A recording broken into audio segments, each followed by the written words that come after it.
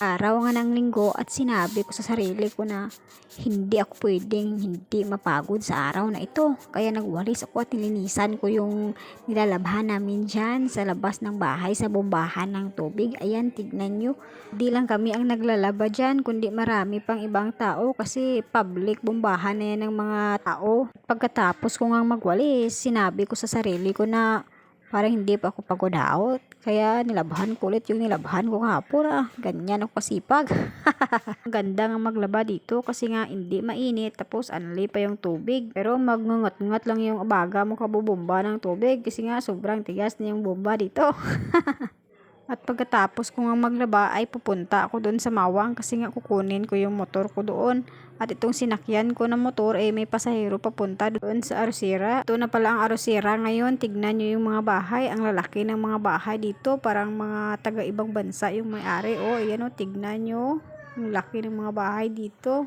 Makikita nyo yun sa unahan, yun pala yung Arosira ni Rotter. Tignan nyo. At nakarating na nga ako dito kila mama. Aalis na sana ako at uuwi. Kaso sinabihan niya ako na manalok daw kami doon sa unahan ng bahay. Ito nga, ang saya-saya ng aking bunsong kapatid. Tignan nyo naman kasi manalok naman daw. Kasi gutom na yan. Tignan yung mukha niya, ang saya-saya. Ito na nga ang dalawang mag-best friend. Nag-una na silang lumakad.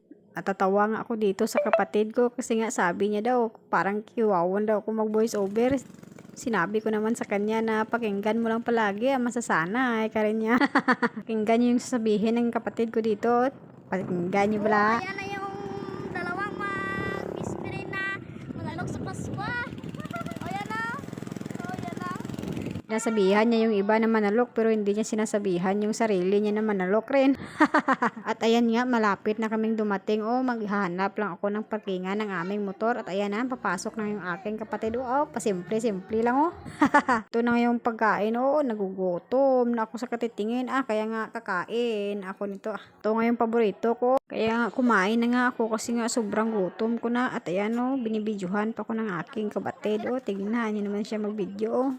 At syempre pagkatapos nga namin kumain ko muna yung kapatid ko na bago kami umuwi, pumunta muna kami dun sa kila Pupong kasi nga may bibilhin ako. Kaya nga ayan sabi niya siya yung magdadrive pero sinabihan ko baka masungi tayo hoy.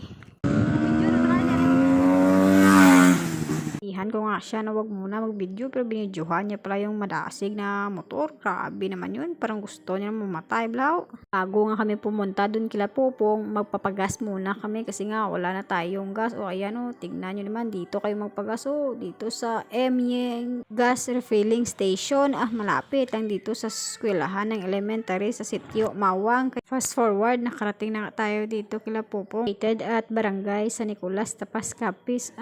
Naghahanap pala ako ng straw na itatali ko. Kaya ayan, nagpunta ako kay Pupong kasi dito mura lang. Nagtanong ako dito kay ate kaya tinuro niya ako dun sa mga straw. Kaya pinili ko yung yellow color dyan. Ayan tiggo nga kami umuwi. Nagpabili nga ng milkshake itong aking videographer. Dito nga kami bumili sa JD Corner kasi nga masarap yung milk tea nila dito. At saka yung kanilang milkshake. Fast forward at umuwi na pala ako. Ayan gumawa na ako ng aking ice candy.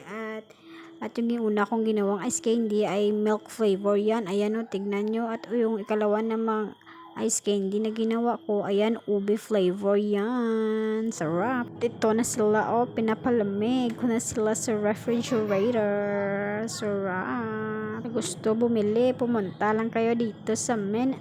Tig 5 pesos lang yan. Hanggang dito na lang. Salamat sa panonood.